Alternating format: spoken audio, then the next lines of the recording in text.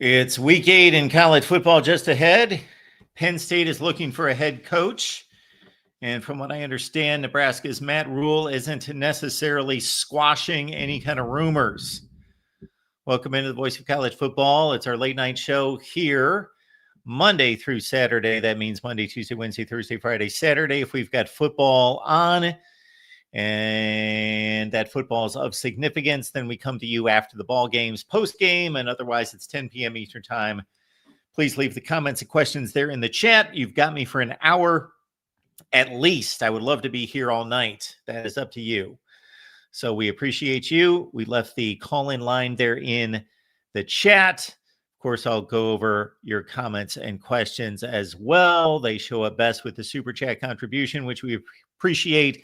Best way to contribute here at the Voice of College Football is Venmo, PayPal, and Cash App. Actually, probably better than that. That also serves you is just do your Amazon shopping using the link that we provide. Again, you shop on Amazon probably already, like 2/3 of America does. If you don't, I'm not encouraging you to shop on Amazon. But if you do already, please use the link that we provide, and then you enjoy the same shopping experience. It doesn't cost you a penny, but you still contribute to the Voice of College Football through Amazon. You basically force Amazon to contribute to the Voice of College Football. How about that? All right, let's look ahead to week 8. Let's bring in the real MVP to talk some ball. Hey, Mark, how you doing this evening? I'm great. How you doing? I'm doing good. So the first question I wanted to ask you is, if Indiana was Notre Dame, Georgia, Bama, would they not be ranked number 1 right now? They would be, yes. They went to Oregon, and even though the final score and the actual game itself, had there been other plays made in the final 5 minutes, Oregon could have won the game. For anybody watching the game, there was a clear difference between the two teams. So that's an impressive win, obviously, on the road. And then Illinois still garners some level of success, respect, winning by 50 points. Yes, I think that if they had another name on their logo, then they are the number 1 team. Yeah, I would like to amend slightly what you said. It's the best win in the country for me right now in this moment. Yes. And Indiana, they're in that tier with Miami and Ohio State to win it all. Like, they're a legit national championship contenders. I don't see how they don't get a top 4 seed and don't make a somewhat of noise in the college football playoff. Now, I don't think they have the talent and the depth to sustain a 3-game run. Ironically, if this was a 14 playoff, I would like Indiana's chances better than this current format. But yeah. Indiana, man, they might be the new Clemson. They might be the new Clemson. It's weird to say it, but look over the results since 2020. 2020, I know it was a pandemic season. They were really good. 2024, they made the playoffs. This year, they're making the playoffs. I mean, this isn't a Cinderella story anymore. They're a legit football program. Yeah, so they were, I think we would basically agree, because we've had enough of these conversations post 2024, how to assess how good they were last year. They were the best of the rest. They were the best of the non-top 15 teams in the country, something like that. Obviously had a opportunity against 2 of the best teams in the country, and they couldn't get it done, didn't even come close, but laid to waste a bunch of marginal teams. And then they come into this season, and obviously we had to wait until Illinois to a certain extent. And again, the Illinois win's nothing special on the surface, but the way they won the game, obviously, that convincing. And so we have one real game to base this on. So I'm not going to jump out there quite as much as everybody else is, because this was a tremendous game. And like you say, I would be right there with you in saying that this is the best win in the country as it stands right this second.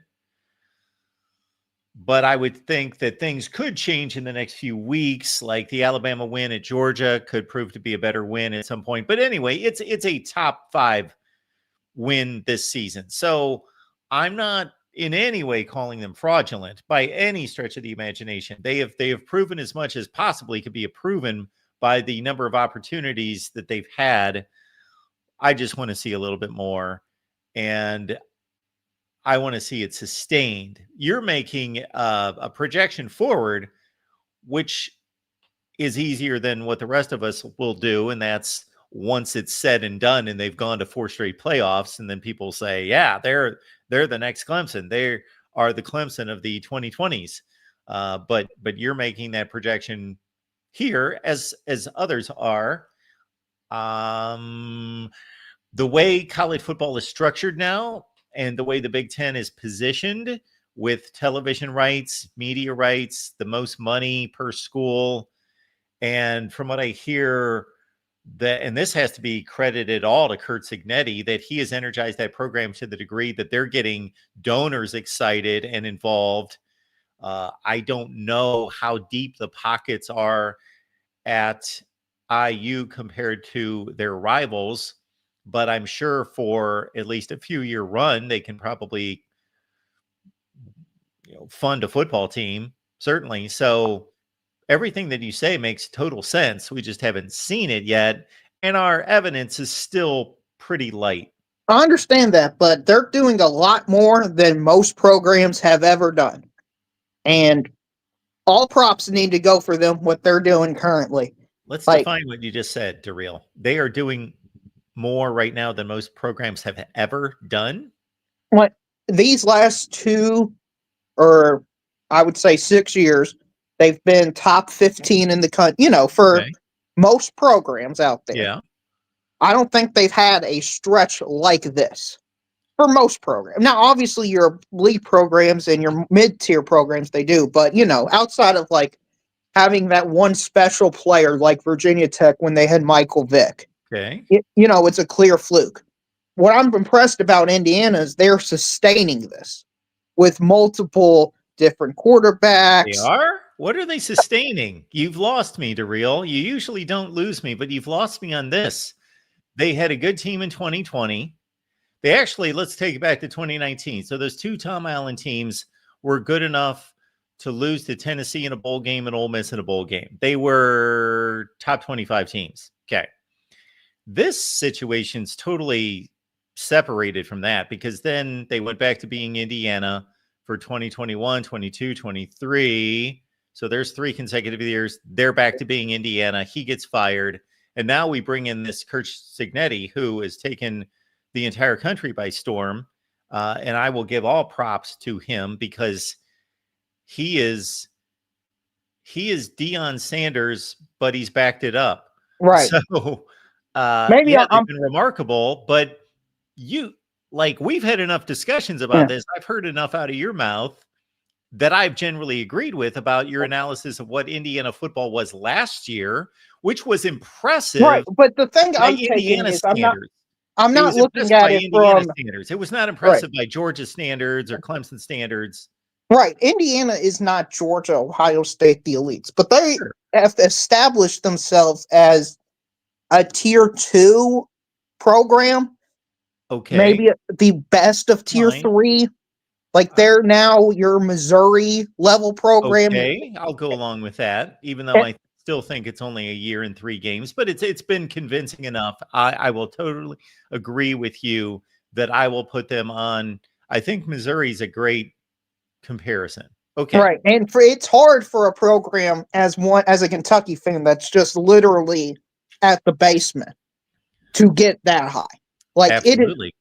And for them to do it over multiple years it's hard.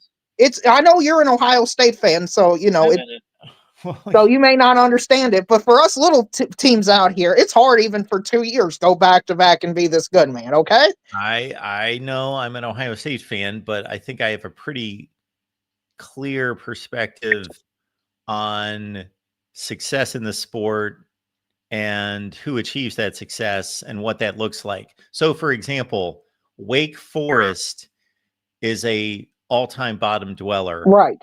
And in the last 5 years, up until a couple of years ago, so they had a 3 to 4 or 5 year run with Dave Clawson, with Sam Hartman at quarterback.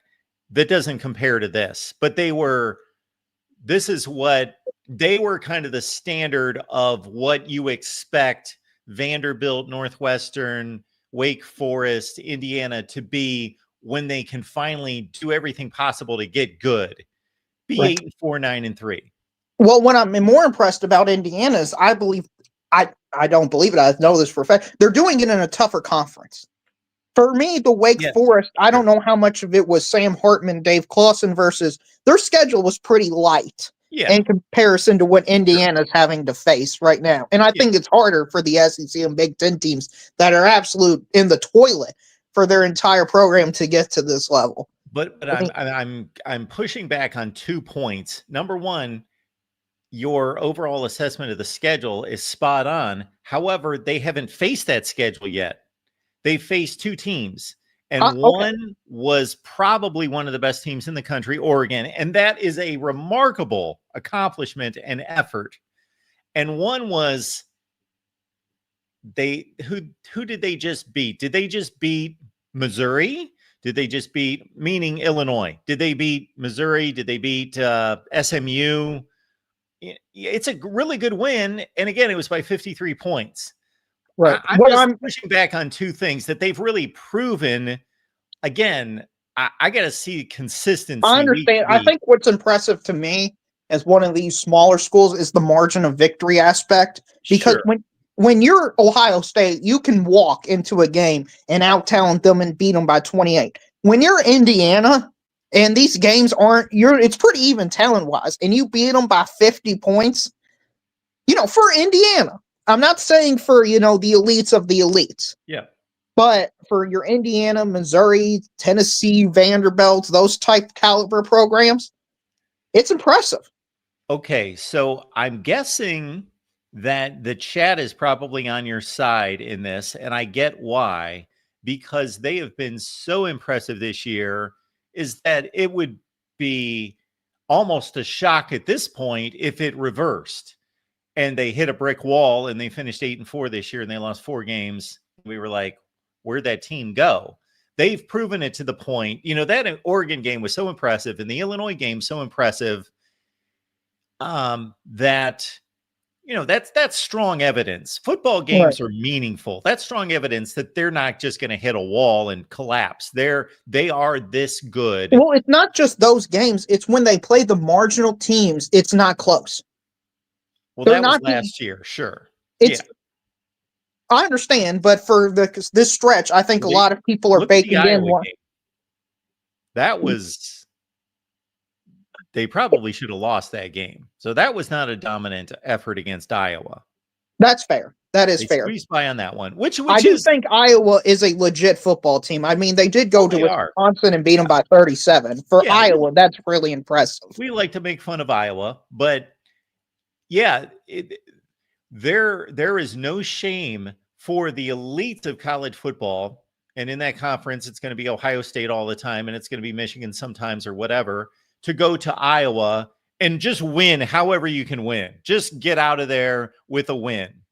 You don't have to rack up style points. We know what the history has been. So just to Indiana winning that game, absolutely. I am on board. I'm not trying to take away from them, but I'm just pointing out that was not a dominant win. Oh, you're right. I think Iowa this year is probably the 5th or 6th best team in the Big Ten. Yeah. So beating them on the road is an impressive win, in my opinion. Sure. I agree. It's an impressive win.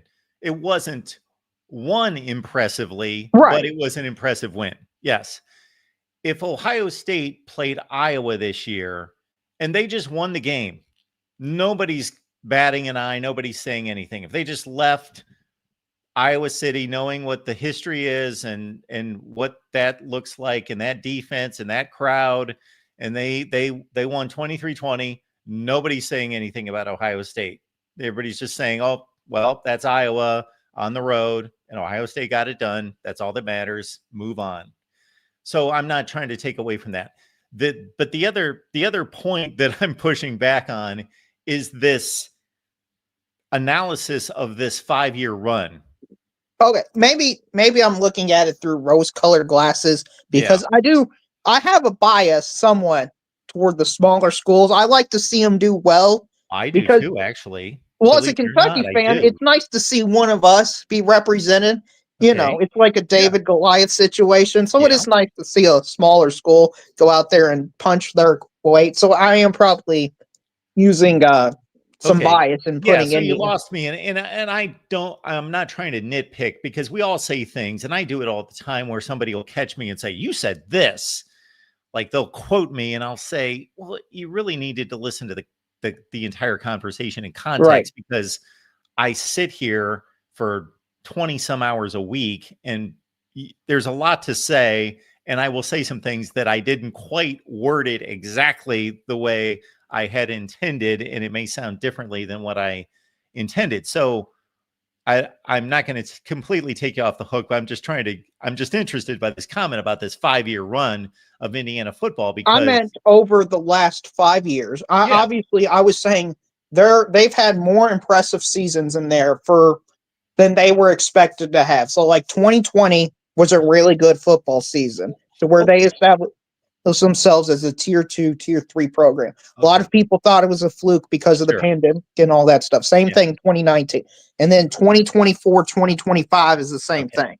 All right. And saying the 5-year run was I meant to say in 5 years, they've had 3 or 4 seasons where they've been a tier 2 or 3 program. Okay. So again, I don't want to catch you on semantics, but I heard that much differently. You said I said it wrong. They had a 5-year.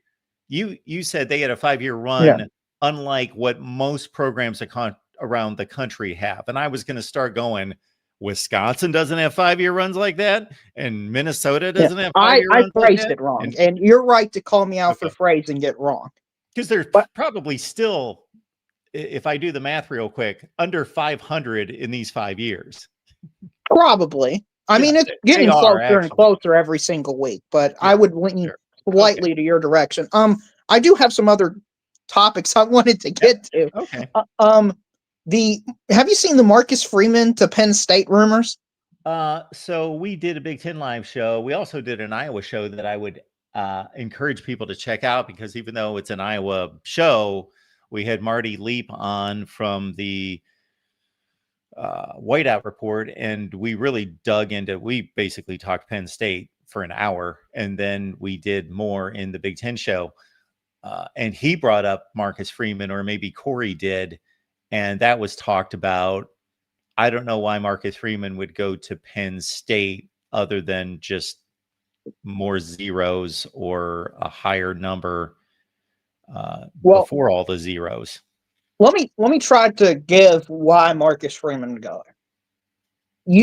If you go to the Big Ten, you're in a conference in which you have room for margin of error every single year that you currently don't have at Notre Dame, because you play 5 or 6 cream puffs every year because of the ACC schedule, generally speaking. Now, I know Miami's good on occasion. Clemson is wobbly, but they're okay. But I'm just saying in general, 4 to 5 cream puffs from there. And then they're not playing either one of them this year, so they've got those cream. Well, they played Miami, but they've got all those cream puffs coming up. Go ahead. And if without the conference title game for Notre Dame, like Notre Dame's basically drawing dead. Even if they go 10-2, they're at 49% this week according to ESPN. Even if they win out to make it to the college football playoff, whereas at Penn State, you go 10-2 most years, you're in the college football playoffs. And I personally think going to Penn State, if you just win a big game for them, which Marcus Freeman has shown to do that because he beat Penn State ironically last year, they're going to be more forgiving of him. I think Penn State is a better program than Notre Dame right now. I think based on they're more certainty. They're more stable in an unstable environment with realignment and stuff. I would take the certainty of where Penn State's at. Boy, I don't know if we could choose 2 programs who seem to be more aligned and alike and on the same level than those 2. It's difficult for me to separate and say Penn State's better than Notre Dame or Notre Dame's better than Penn State. Yeah, I think it's close. The stability, though, of Penn State being in a conference, I think's the difference. Well, if we were talking about BYU or some other independent, that would be one thing. But Notre Dame is coveted by everyone. Like, their instability is only because of their power and autonomy. Right, but I'm just steel manning here, so I don't know what Marcus Freeman's thinking, but maybe Marcus Freeman wants to be in a conference, wants to win a conference championship. You know, maybe he wants to do that. I don't know. I'm just trying to figure out why these rumors would exist. To me, if I was Penn State, I would get an offensive guy. I would just go the complete other direction because this is now, this is more leaning into an offensive sport every single year. And they haven't had a great quarterback in a pretty long time, with the Drew Aller experiment failing, the Sean Clifford experiment not going as well. So that's the direction I would go. I don't know who they're going to get, honestly. I mean, there's, you got your bunch of usual candidate names, but Mark, I'm surprised there's not been a tier list of people. You like your hot seat coaches every single year. Like Lincoln Riley, for example. I'm surprised his name hasn't been brought up. Is Penn State just a lower classification of school than your Oklahoma, USC, Notre Dame, or LSU, and that's why they're not in this A-tier list of coaching? Because I'm hearing a lot of B and C tier coaching being mentioned for Penn State. Okay, so if we look outside of football, everybody has a different vibe, a different preference in terms of lifestyle and location and so forth. But Happy Valley, Pennsylvania is not necessarily a destination spot. So there's that.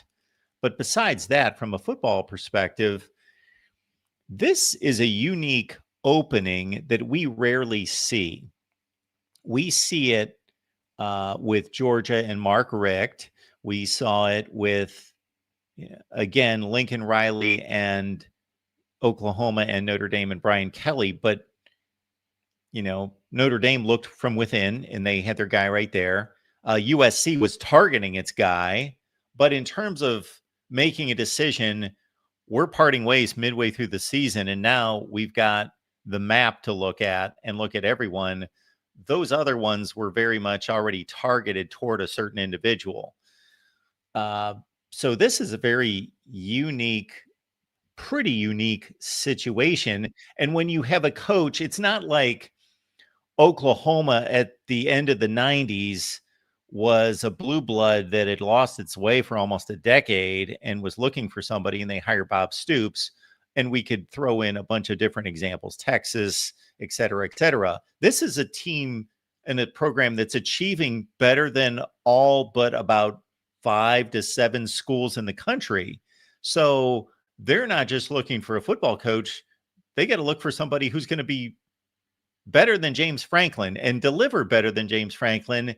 And if they care about this, and they probably do, not that I would, but it's easy for me to say because I'm not running the program, it has to have the perception that it's better than James Franklin going in. So they can't be sold on some group of 5 coach and think John Sumrall is amazing. We interviewed him 3 times. We think he is going to be the next legend.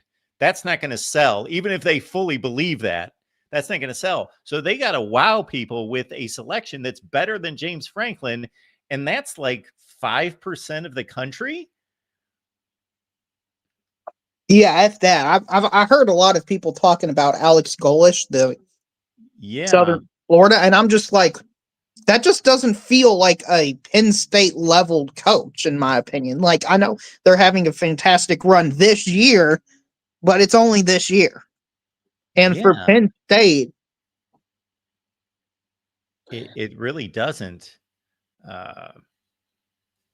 And so Marcus Freeman, for all the things that you just cited, and he's impressive. Just he himself is impressive. He's young, he's energetic, he's intelligent, he's already leading one of the best programs in the country.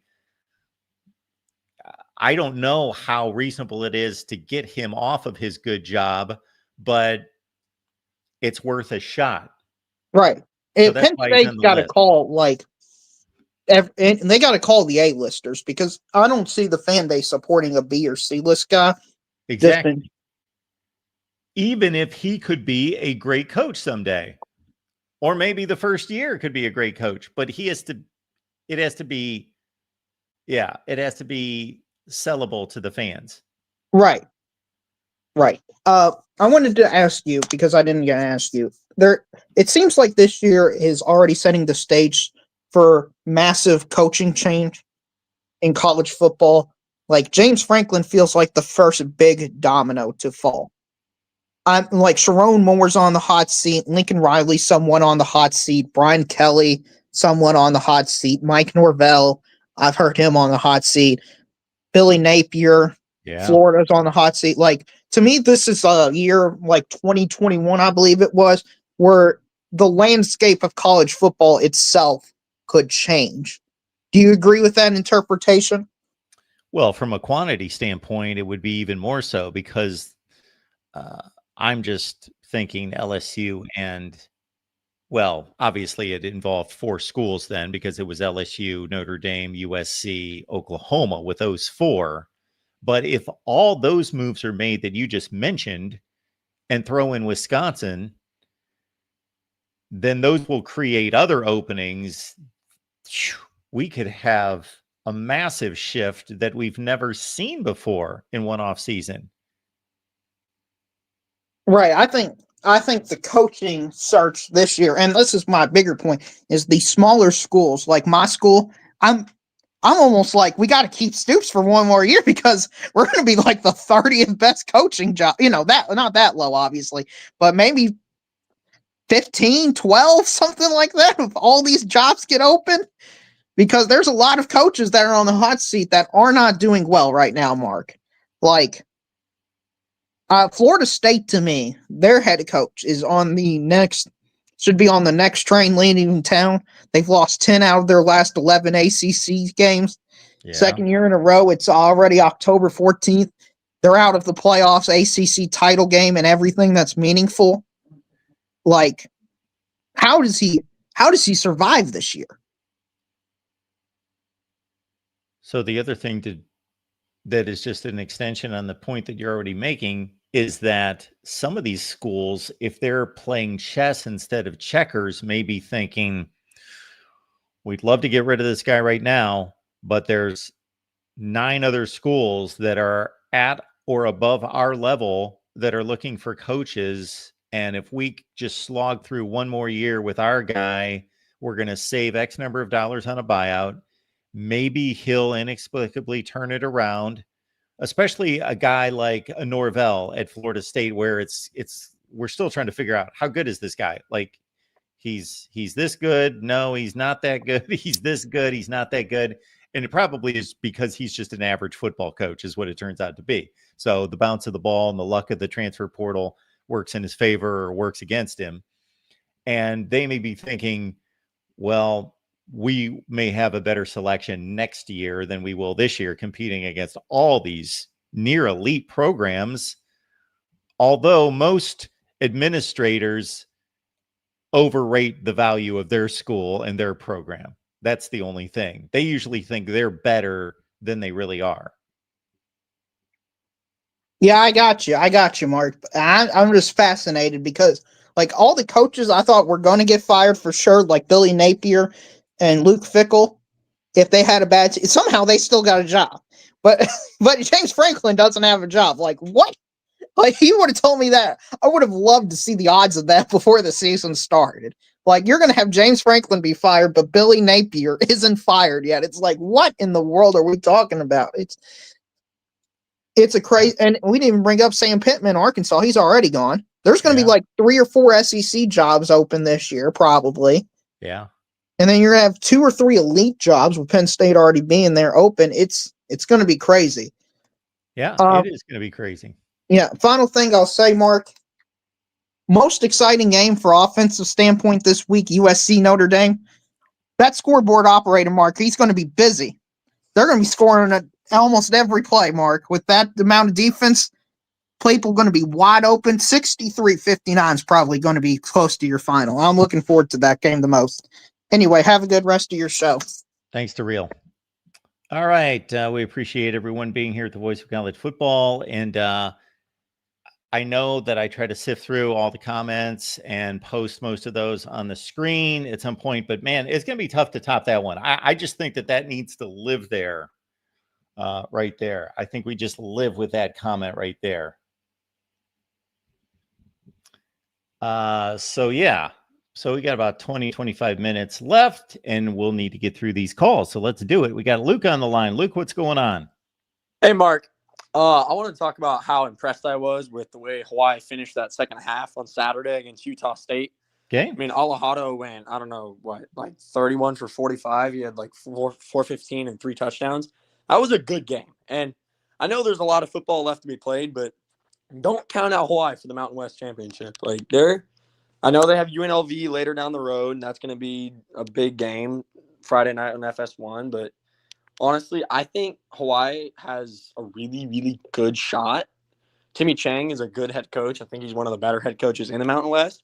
And also, a little fact, the kicker, Kensei Matazawa, he tied the school record for the most consecutive made field goals. He's 20 of 20 in his last 20 field goals. But I don't know. What are your thoughts on, like, do you think Hawaii could win it, possibly, based off what we've seen in the last couple games?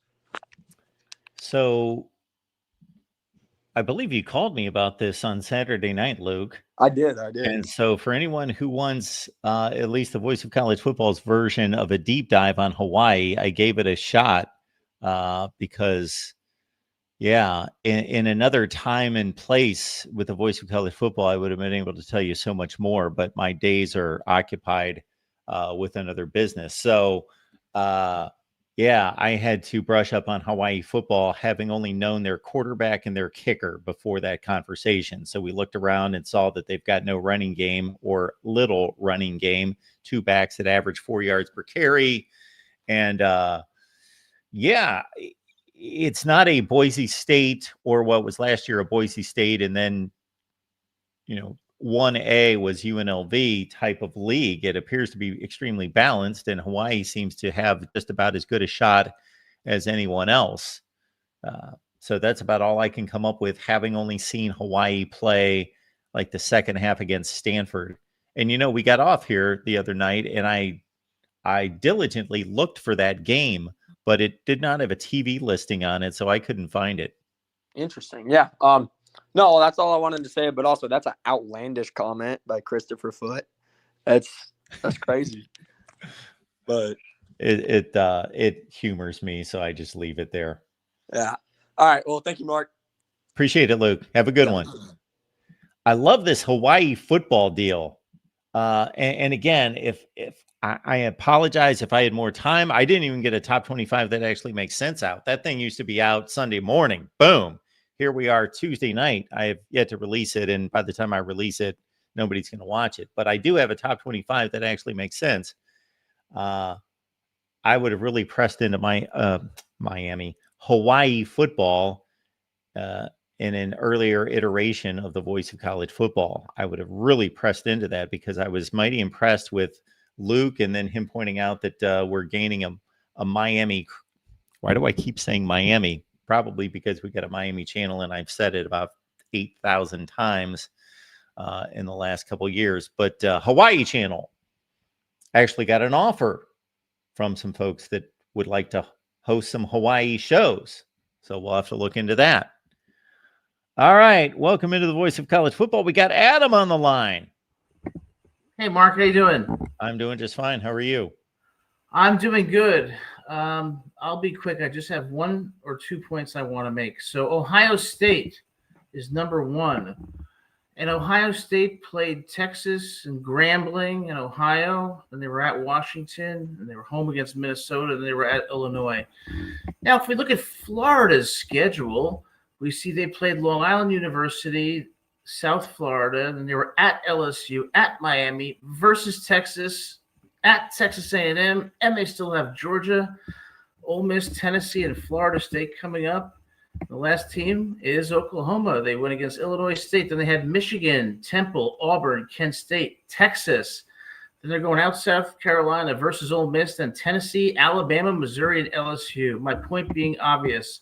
These rankings are not reliable because the strength of schedule is so unreasonably disparate that you cannot tell me who the best team is. If Ohio State had Florida's schedule, they would not be undefeated. And that's a You're problem. sure about that? Well, reasonable people could disagree, but I think that it is a serious problem in determining a national championship when you have not only disparity in schedule strength, but such a wide disparity. So how do we fix that?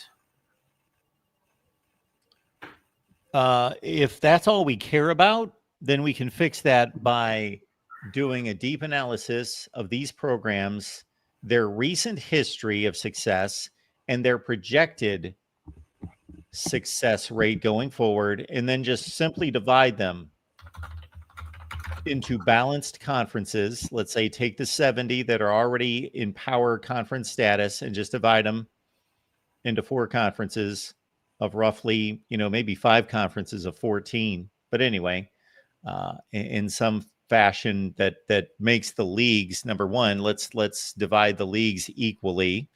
And then again, you put some analytics to it, and you put maybe a few people that understand college football and have understood what has transpired recently and what it means and what it projects to in the future, and you divide these leagues evenly in terms of the strength of the leagues. Yeah. And then you go about building a schedule with the same intent and goal. If that's all that matters, like rivalries don't matter, geography doesn't matter, none of that matters. If that's all you care about, then that's what you do. Well, I would agree with you, because even with a 12-team playoff, we cannot reliably say who the best team in the country is when you have this kind of disparity. I mean, Ohio State, look at their schedule compared to Florida's and Oklahoma's. There is no way you can say that they are the best team in the country, or conversely, that Florida shouldn't be ranked when you have this kind of disparity. So if you're not going to change that, then what's the purpose of the playoffs? And so I do agree with your solution. The last point I'll make is I was disgusted yesterday listening to that bully, Pat Kraft from Penn State, get up there in that press conference and espouse all these principles about how he cares so much for the kids, and Penn State's a national championship, an elite program, the best in the country, and how he loves James Franklin, but blah, blah, blah. I don't know what world Pat Kraft is living in. Penn State is not an elite program. They haven't won a damn national championship since 86? That's 39 years. All right, so this bully gets up there acting on all principles, saying, my concern is about the kids. Get lost. So you're going to buy somebody out for $50 million. You're going to have to hire a coach for probably $10 million a year, which, given who's available, you're not going to get a coach that's very good. Maybe you shouldn't even have hired Franklin in the first place. 3, you're going to have to deal with NIL and the portal, and you're going to have a coach come in there with these expectations that you explicitly stated. Penn State is not elite. And until Penn State fans realize that, then maybe their expectations will be tempered accordingly. But I was disgusted at his press conference. And if that's someone who is an athletic director at a major Big Ten school, well, Jesus, it's really upsetting how the quality of some of our personnel has decreased. Well, Adam, if you heard one of the last, I'm not that crazy. It's just my hair is a little bit out of whack. Adam, if you heard one of the last comments I made to Real MVP, was that with all these potential jobs being open and these athletic directors and administrators doing the search for obviously the best candidates they can find, is most of these administrators way overrate their status, not their personal status, but their school and their football program status. I see that consistently. So he just voiced it in a very obvious way. Yes, Penn State is not, and we can all have different definitions of elite, but really, if you're being reasonable, they can't vary that much. You have to be one of the best, whether you make that 5 or 10, and you have to seriously compete consistently for national championships to be an elite program. In Penn State, no, they don't do that. They're very good.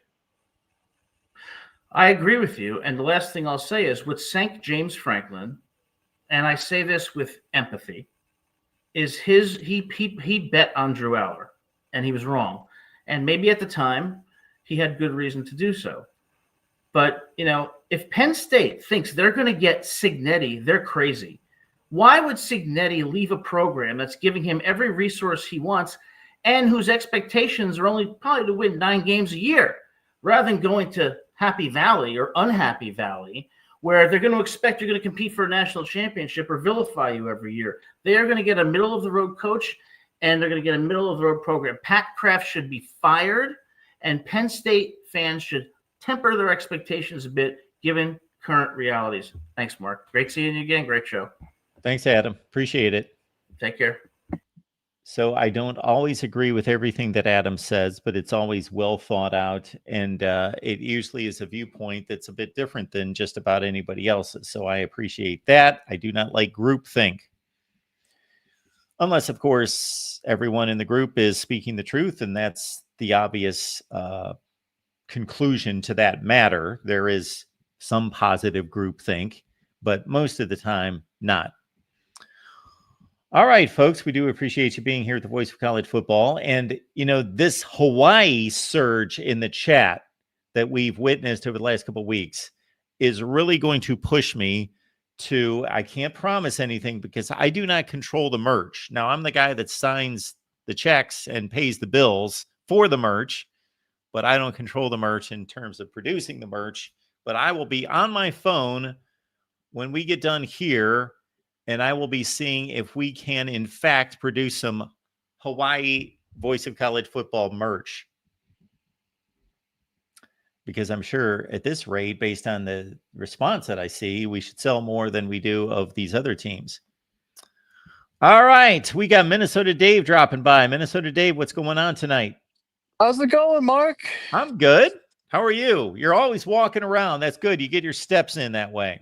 Yeah, I'm ADD as hell. I have to walk. That's just how I am. That's great. I can't stand in one place. But yeah, I was going to say that, Mark, you're not an asshole. You know that. I appreciate that, Dave. We love you. I appreciate that. But man, I was going to talk about the Gophers, but Rainbow Warriors. What the heck? What's going on in the islands? What's going on with their team, or what's going on in the chat? Oh, what's going on with their team? Well, they're having a decent season. I think they're 5-2. I believe that's the record, and they are 2-1. I think in the conference. And we've had a number of people here that have been very interested in Hawaii football in recent weeks, and so we've started to delve into it a little bit.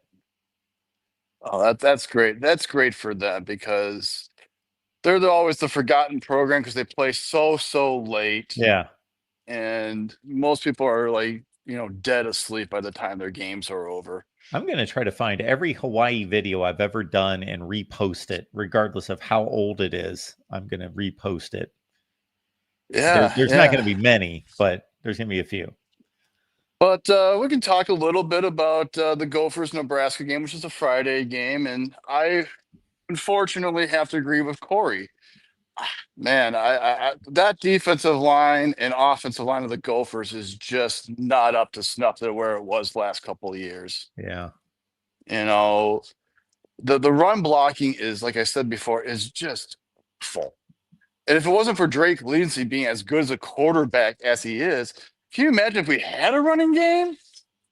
We would be really, really well off. We would have easily beaten the teams that we played, that we gotten wins over. But we've kind of been struggling. And then the defensive line, it's just not getting to the quarterback. And if you can't get to the quarterback, you're just not going to have a good day. That's just the way it is. So I am a little bit worried about Nebraska, but I will say this: if Nebraska does not beat us this year, it might be a while before they even have another chance to beat us again. So I think we're just improving. Yeah, when you take all those factors into consideration, it does make sense that Nebraska is that much of a favorite. It just kind of took me back because number one, as you know better than I do, Minnesota wins that game every year. They've 5 years straight. 5 years straight, and they've been a better team and a better program. And then this year, just at the records just don't tell us too much at this point. Minnesota's 4-2, they're 5-1. It's not a big deal. And if you look at the scores of the games, it's not like Nebraska's rolling over teams. They barely beat Maryland and last week. But I can see where Nebraska is playing better football. Yes, they are playing better football. So we'll see what PJ and the boys can figure out. I got to think that they're really working with that offensive line this week. Oh yeah, they better be. Like I said, they have to get to the quarterback on the defensive side of the ball because I don't think we sacked the Purdue quarterback once at all.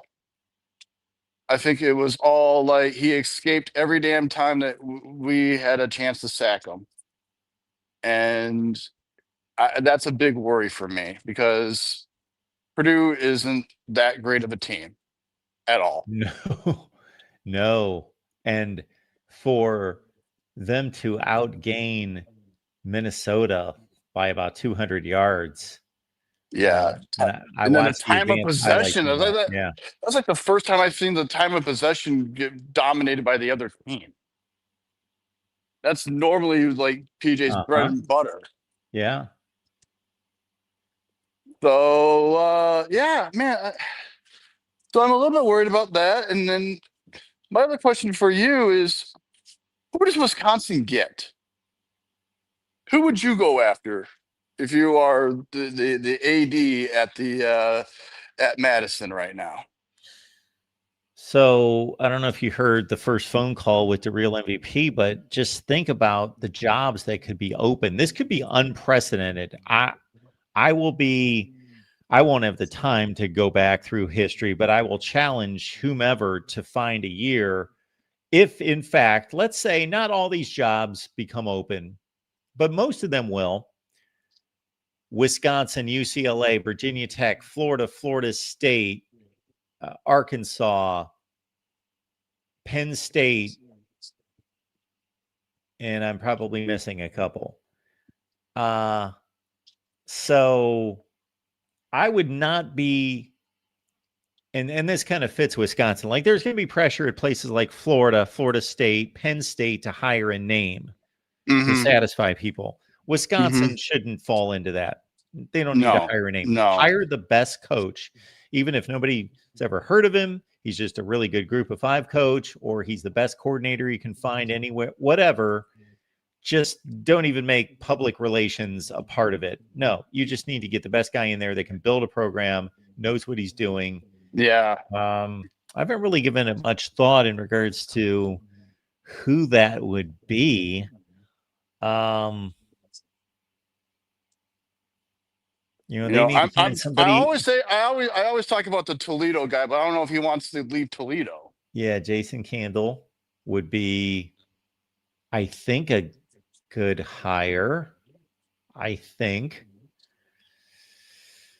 it's all about recruiting around that area too. That's the big thing, is you want to be able to recruit in Ohio, in the Big Ten. You want to be able to keep your kids in Wisconsin. And you want to at least, also go to Detroit and see if you grab some kids. Maybe the chat can come up with somebody that I'm not thinking of, but yeah. Because right now the expectations for Wisconsin is like, can we just go back to bowl games? Because that's what the expectation should be at Wisconsin. Yeah, just become decent again. Yeah, they have really. There's not a program in America that's taken more of a step in the wrong direction and gone backwards more than Wisconsin has in the last 3 or 4 years. Yeah, but I'm not surprised by it since the West is gone. They don't have the teams that beat up all the time in the West. You So Sonny know, Verma's saying, now this went through my mind too, but I'm not quite as sold. Jim Leonard, to bring him back. And it's so ironic that they gave him the audition. He went 6-2 in the audition, but that wasn't good enough because they thought they could get Luke Fickell. And most of us thought, including myself, I got to say, that was a good hire. oh, even I said it. I even told you that this might be a very surprising. This was the most surprising hire, because that day they hired him was literally, I came back, and right when I got back from Madison, Wisconsin, after watching the Gophers play in Wisconsin, I ended up seeing you, and I was like, they just hired Lou Fickle, and I'm like, wow, that's huge for them. And then I got worried because I even told you, when they fired Paul Chris, I thought to myself, they're going to head like around the like. I felt that they were heading right around what Nebraska was going through. And I kind of still have that feeling now that their program might take a while to totally rebound to where it was being competitive in the Big Ten, and having a chance to maybe win Big Ten championship, because that might take like 10 years. That's how far back they're down.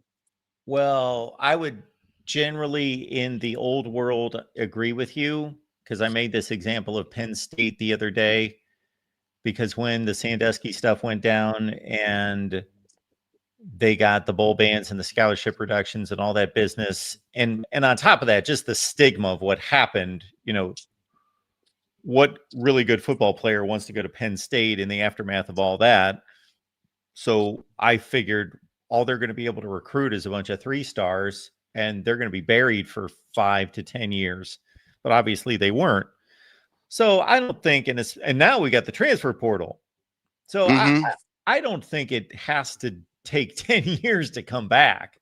Yeah, I still live in old school ways too. So, I maybe it's just, being a Gopher fan, and that's the wishful thinking for me, because I want them to suffer. They're my rival, them in Iowa. Sure. you know, you know, every time that Corey talks about the Gophers negatively, I just roll my eyes and take it as a grain of salt, because he's a Hawkeye fan, even though he's right. But yeah, that's pretty much it with me, Mark. I know you want to get going. The show's probably ending, so. Now we got a few other calls here, but Minnesota Dave, we appreciate it. And I'll be watching your Gophers on Friday night. We'll be on after the game. Yeah, it might be raining, and it might be interesting. Oh, okay.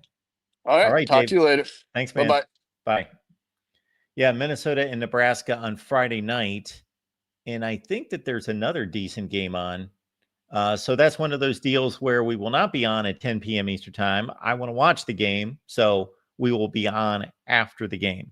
I got to set up this studio so I can freaking watch games and this is my own. What am I complaining about? It's my own fault.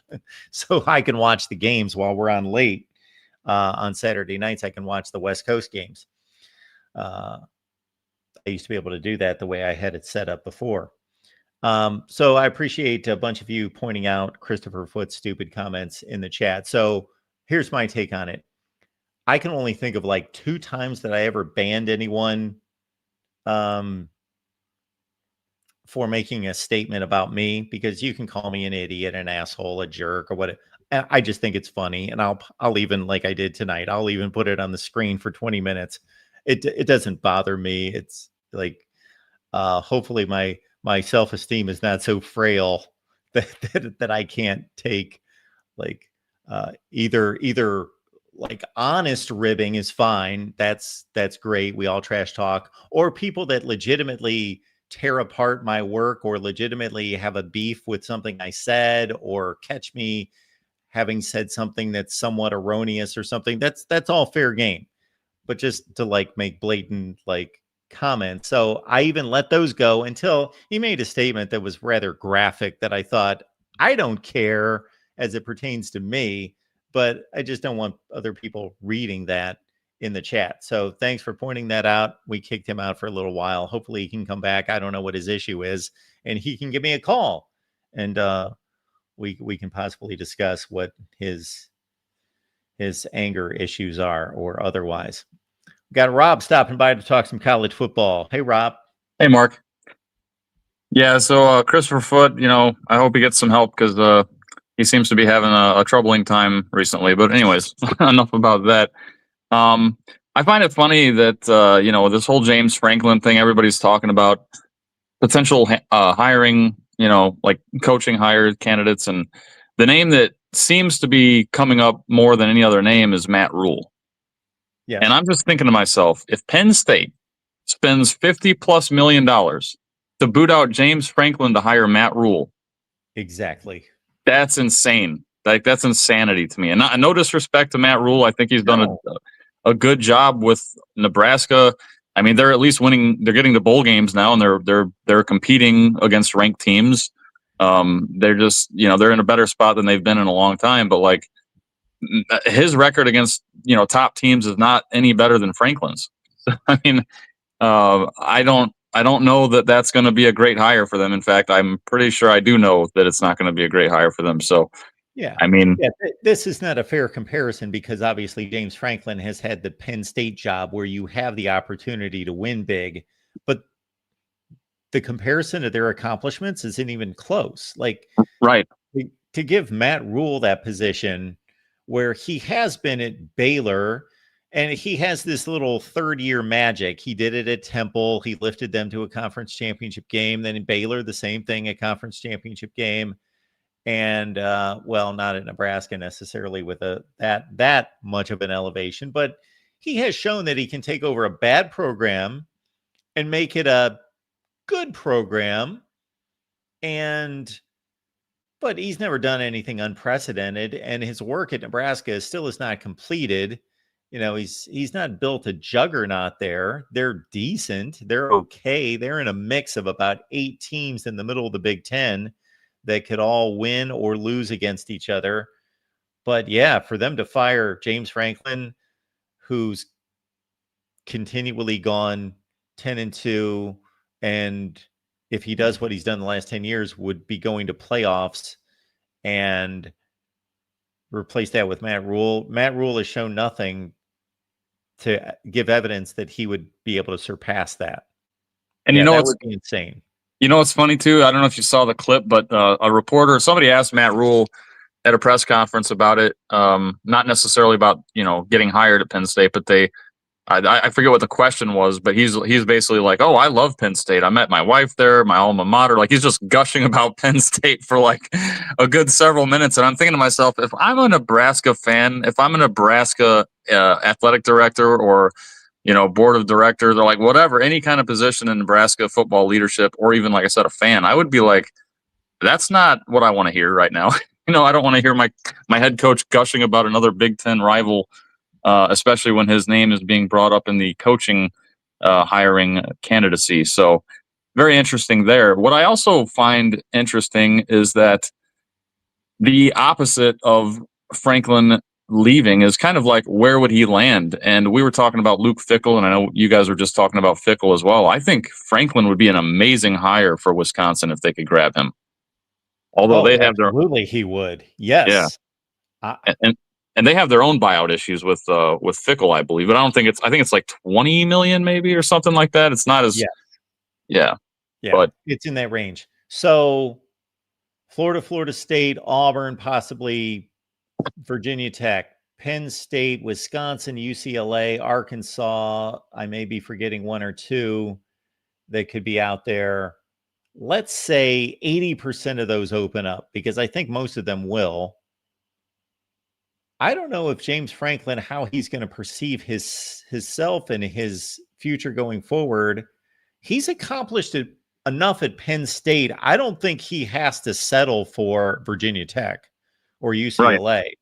Now, if he doesn't get the job he wants, there's a strategy in sitting out a year and then surveying the field, but there are going to be a lot of jobs open.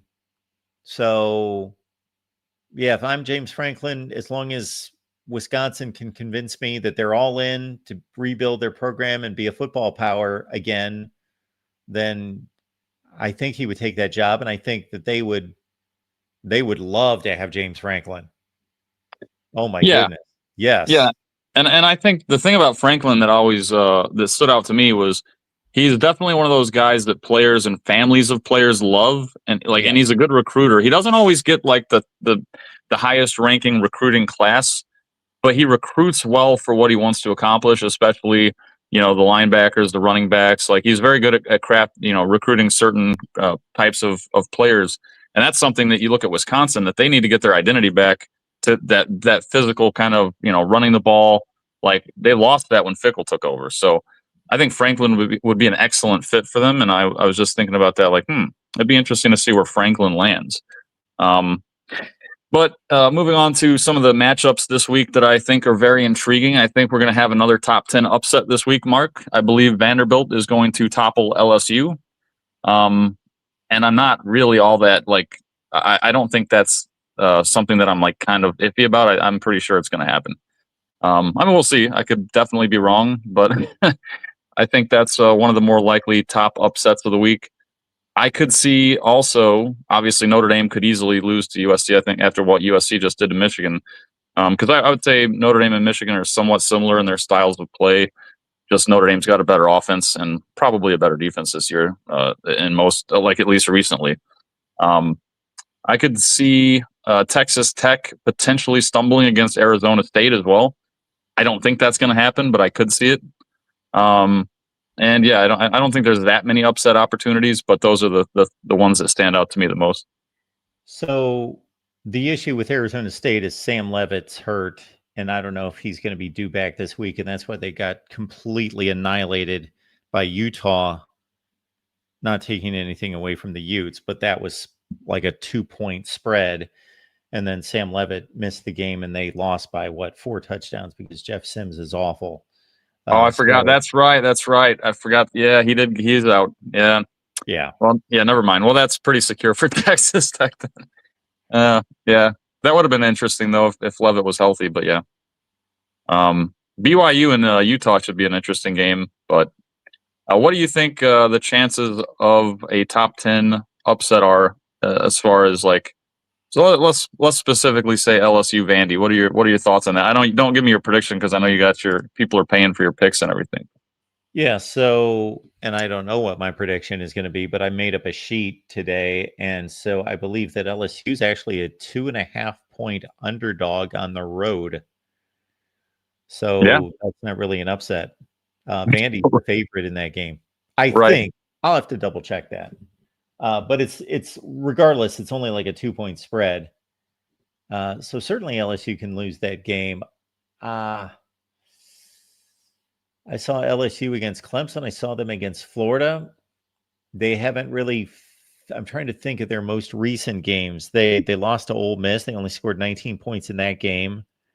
They've beaten somebody decent since then, because they haven't lost another game.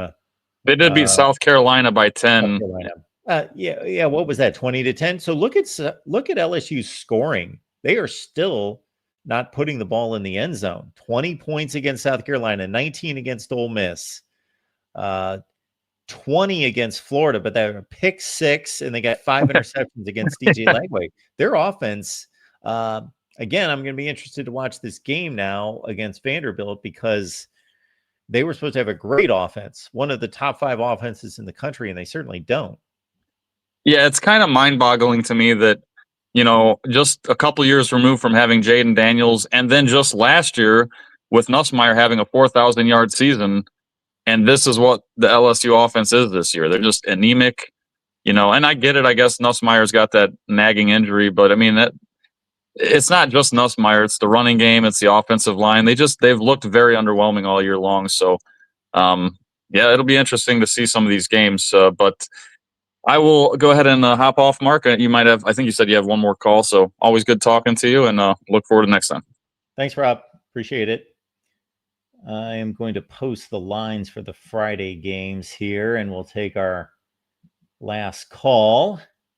because we are overtime at this point. We got Trey stopping by. Trey, what's going on? What's up, Mr. Meyer? How you doing today? I'm doing well. What's the good word?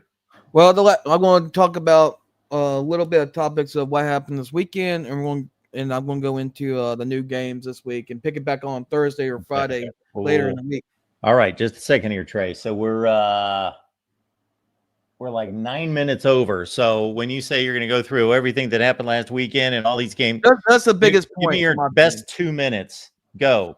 Well, Penn State firing James Franklin is probably a bad decision, Mark. I think it was too soon, and he never had a losing season, minus the COVID season. I think that was way too soon. The ship was going down, but you can still salvage the season. I think it reminds me of two coaches, maybe three coaches, two from Auburn and one from LSU that is similar. After coming from championships and winning championships and consistent bowl games, they got fired. It was Gene Chizik, Gus Malzahn, and Les Miles. All three of them were winning championships and consistently in the postseason in 9-3 and 10-2, and they got fired just like James Franklin. Yeah, I think it was too soon. But when you see, but two of the three examples you just cited, the guys that they hired to replace them, they actually turned out to be better hires. Yeah, but it's really risky though, Mr. Mark. Sure, it's risky. It's really risky. Just like Mark Richt. I used this last week when we talked about James Franklin last week. Just like Mark Richt got fired, it was really risky. They have 10-2 seasons. What happens if they didn't get Kirby Smart? Where would they be? And you look at LSU, they fired Les Miles. And then after that, they've never been the same since they lost Les Miles. Ed Orgeron is not a good coach. He just got lucky with that once-in-a-lifetime roster. And after that roster left, he was mediocre. You don't think that Brian Kelly's records are close to Les Miles? No. You know what? I am willing to bet you, Trey, that we could put those side by side and they're almost exact. I'm actually interested in to see that. Okay. You keep talking and we'll pull up Brian Kelly's record against Les Miles. Now, Les Miles obviously won a national championship in 2007, and then he got back to the BCS championship game in 2011. But at the time that they fired him, there was a string of 8-4, 9-4s. But that was consistent bowl game. And that's what Brian Kelly's doing. He's going 10-3, 9-4 every year. But we don't really know into LSU's Brian Kelly's tenure yet. It's only year 3. And Les Miles been there since year 4, 22, 23, 8 or 9, 24, 25. 10 years. No, 10 years?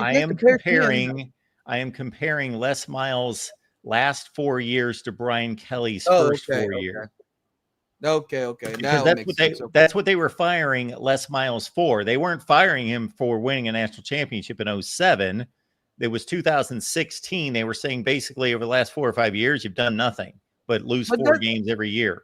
But doesn't the past matter when you got really good? It doesn't. It doesn't matter.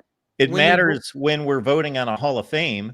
But if I'm sitting here in 2025, I'm not judging Dabo Swinney on 2015. That's great. He accomplished it. I applaud him. We'll give him banners. We'll throw a parade. We'll have him back every year.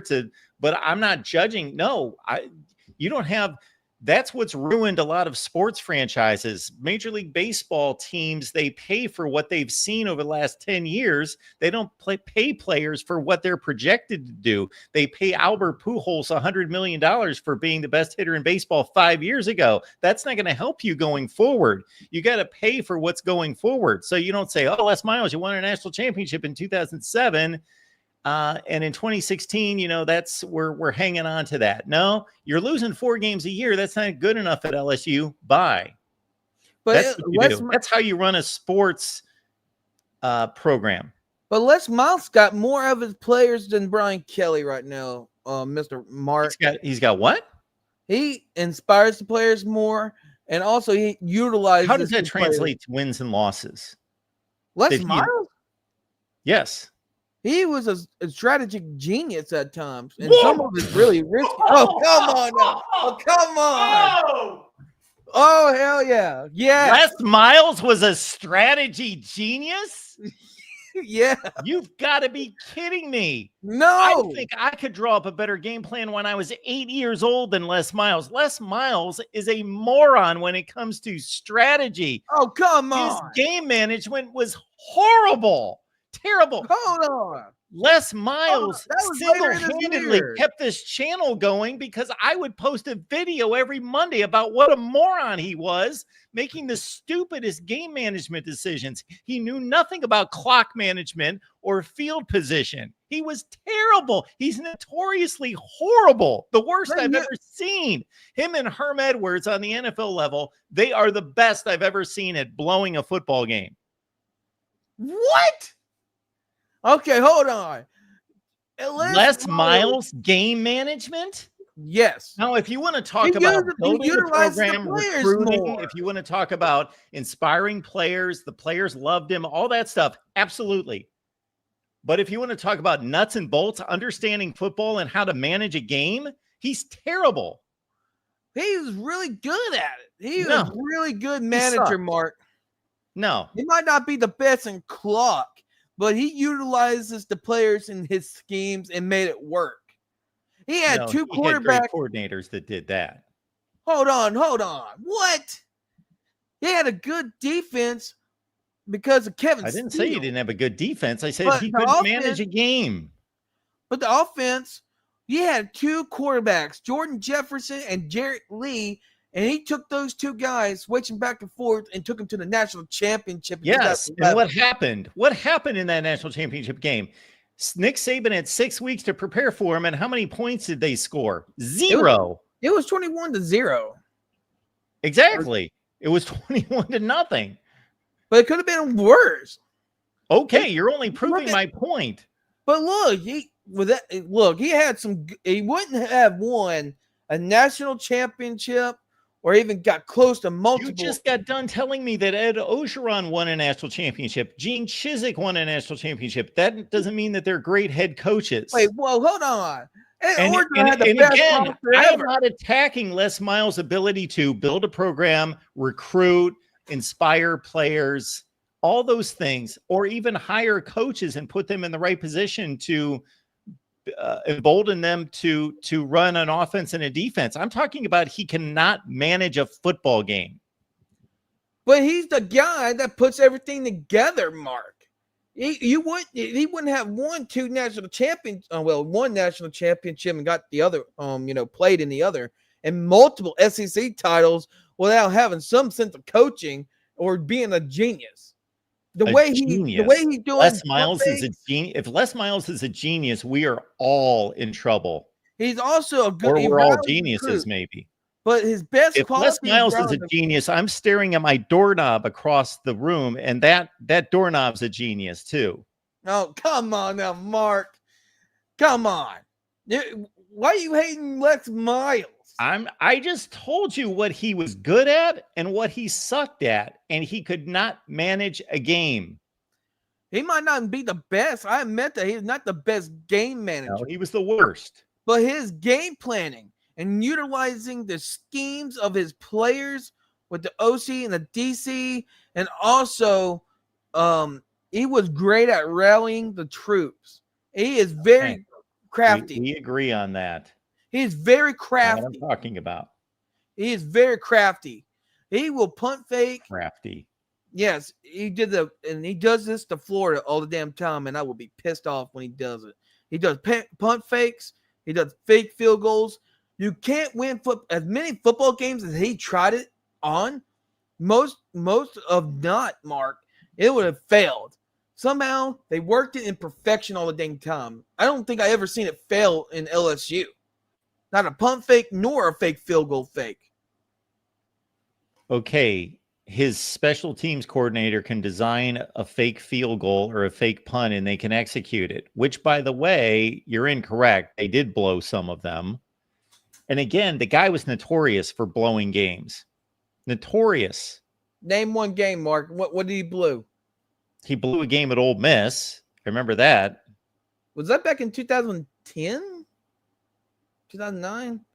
But Oh he my lost. word! The very last game he coached, he blew a game at Auburn, and it was typical Les Miles not understanding the clock, the timeouts, and they blew the game. And they finally said, "You know what? We've seen enough." Hold on, Mark. Who in that game? It was a high stakes. Whoever would have lost that game anyway would have got fired. Let's be honest. They were both at that point of getting fired. Whoever lost that game, and sadly, it was Gus Malzahn got hated by Auburn in those little few years. Well, that was in 2016, and he was able to coach another 5 seasons. Yeah, because they beat them. And I don't know, Auburn's very bipolar in their boosters. But real quick before I let you go, or you want to talk about winning records of Brian Kelly and Les Miles, let me say this. Florida is trash. I'm done. I can't do this no more with Florida. I think Billy's going to get fired. Either win or lose. I think Billy's going to get fired. It came to that breaking point of the levee has been broken. And there's so many coaches been fired. You can't ignore it. Florida can't ignore that stuff no more. It came to a point, Mark. They got to let him go. It got so bad. And if DJ Lagway wants to go too, see ya. I don't give a shit about him either. Because DJ's not been playing his part either. I want everything clean slate in Florida. The 3 teams, the 3 coaches I would love to have for Florida, it might stir along people wrong, but it will be John Gruden and Lane Kiffin, the first 2 people I will call. John Gruden, I think he's a Super Bowl genius. John Gruden loves for football. He has that swagger to get things going. Have y'all ever seen the sound FX clips of him yelling and stuff? Oh, I love John Gruden. He is a perfect match for Florida, what they need to do. He is a 360, 180-degree difference from Billy Napier. Billy Napier seems like you don't want to take accountability of his players and they don't respect him, just like the Dolphins and Mike McDaniel. But John Gruden wants responsibility. He wants things done the right way, and I think he can lead the Gators, but also Lane Kiffin. So those first 2 guys I would call if I was Florida. And they got to do it immediately. You can't wait till the end of the year. You want to get a head start as you can, Mark. All right. So what we're going to do is you see Brian Kelly's record right there, 34-12 at LSU. Yes. And I just looked up Les Miles, but on Wikipedia, unfortunately, all of his win totals go to 0 his last 4 years because he cheated and because they got NCAA sanctions. So his record got wiped away. So we're not going to count that against him. So I got to go to another site here. But I can pretty much recite most college football records in history. Yeah. But we'll go to 34-12. And then we'll look at Les Miles' final 4 seasons. We also got to take account of the NIL deals. Back then, they didn't have that. Got you. Yeah. No, we're not taking that into account because that can work against you. They can work for you. How are we going to, because Brian Kelly's competitors have NIL to deal with and to take advantage of. So no. The thing that sports will never change is every game is won and it's lost. Somebody wins it, somebody loses it. So if you add it all together, it comes to 500. It comes to the same number of wins and losses. So we can make a direct comparison here. So our last season with Les Miles, he only coached like he got fired after they lost to Auburn. So I think it was like 4 games. So again, 34-12. So this is going to work out to almost exactly the same number of games because obviously, we're just taking the first 5 or 6 games for Kelly this year versus Les Miles. Okay, so in 2016, he got fired after that. I'm sorry, I forgot to bring it to the screen. He got fired after the Auburn game, and so he was 2-2. Okay. All right, where are we at? Okay. And in 2015, they went 9-3. That's 11-5. And then in 2014, they were 8-5. That's 19-10. And then in 2013, they were 10-3. That's 29-16. Brian Kelly, 34-12. Better record by 4 games over the same period of time. Let's be honest here, Mark. It matters what it was back then in the future right now. Well, let's be honest. Who was right in this comparison? You just told me that there was no comparison, and I told you that you could put Brian Kelly's record against Les Miles, and it would be at least as good. And it's 34-12 against 29-16. You are right. I will admit he has the better record, but Les Miles did more with less. Alabama With was less? with less. What do you mean with less? He had top recruiting classes, and that's to his credit. Oh, come on, Mark. That was all. When you look back then, it was. You don't think LSU had top recruiting classes when Les Miles was there? Do we need to look that up too? Top 10 and top 15. There was no near the top 5. Oh, no. What? No. What? No. What? No. What? Okay, here we go. We'll start with 2016 LSU recruiting class. Okay. Here we go. You're going to see this here in a second.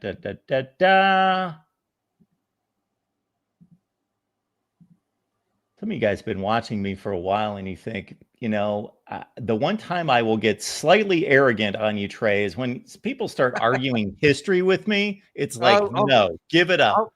I'm one of the best at history, but I have not been doing history lately. Okay, so there's 2016. They had the number 3 recruiting class in the country. And that's 2016? There's 16. 15.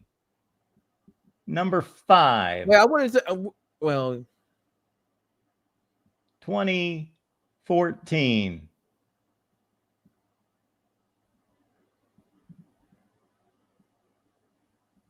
Come on. 2014. Number 2 in the country. Oh, are these rivals? This is 247. Oh, God. 2012. Am I just proving my point? Number 5, number 3, number 2. Are you kidding me? Right there. 1 was number 14. Okay, so they average out to still a top 5 class over his final 4 years. Okay, I can't be any more right than I've been about comparing Brian Kelly's record and Les Miles and telling you that he didn't do more with less.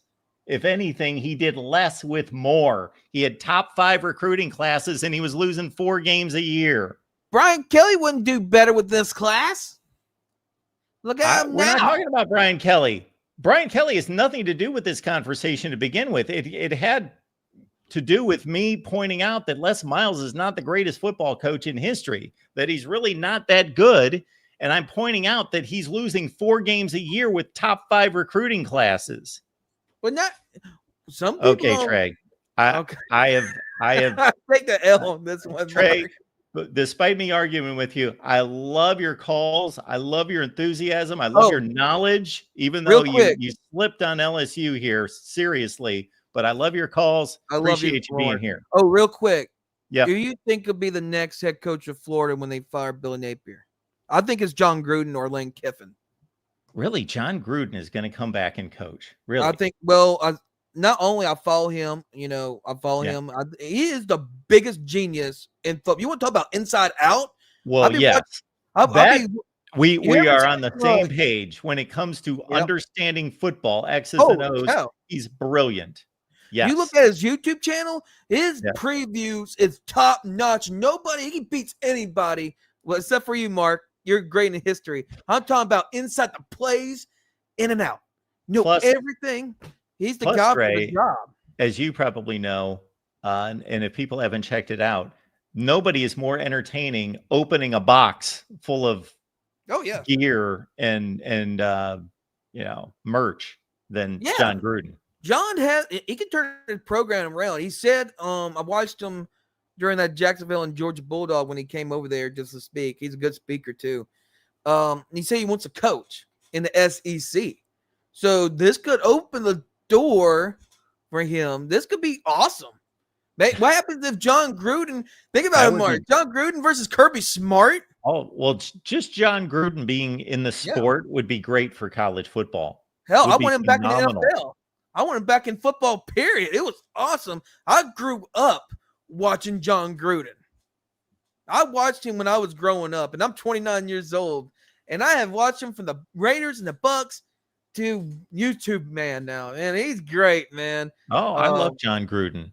Now, there's obviously some controversy about why he got kicked out of the NFL. Well, I have my own and I really don't know much about it. I didn't look into it, and I do know of a lot of people that have been accused of things that when they're taken out of context. Yep, I have my own theories about that, but you know what I'm talking about with these videos he does, where he brings in a box and says, "This came in from Boise State," and he what a guy! What? And then he started hilarious. I want to know how the hell. He knows everybody by name by a certain college. How the hell he do that? He had to somehow look it up, he coached a lot of people. He'd been in this. First of all, there's no. What I appreciate out of that, now understand, they could say before they start to record, they could. I'm not discounting in any way that he knows all those players. No. I think he does, but it would be like me if you said we're going to open a Kansas State box. And I would be like, well, I know a zillion players from Kansas State, but it would be much easier for us just to look them up and refresh my memory because it's been 25 years since I watched Michael Bishop or whoever. So I'm sure that they prep for it and say, why don't you mention, Trace Armstrong and mention, Percy Harvin and mention about Kansas State. It'd be like this. Did you know that Bill Snyder was the head coach of Kansas State? Jordy Nelson, like what? And then it's great because he brings up a bunch of guys that he coached with or that were on his roster. Let me say, I'll do an impression real quick of John Gruden because I've seen it on shorts of John Gruden about Randall Cunningham, and Randall Cunningham, he'll be like, Aqua 88, 11 or 17. I'm like, what the hell is that? Randall, what was that, Randall?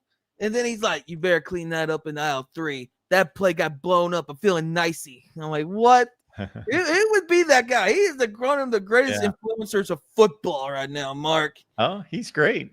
Yeah. You're right. You don't need to sell me on Gruden. I love Gruden. And, I thought I did a good impression of him right there.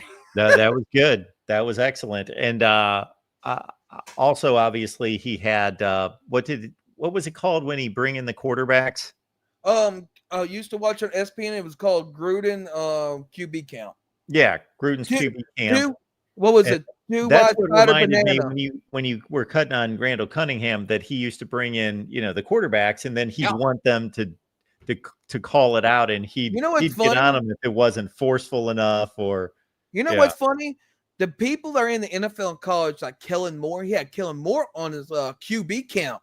Mark, guess where he's at now? I think he's the head coach of the Saints.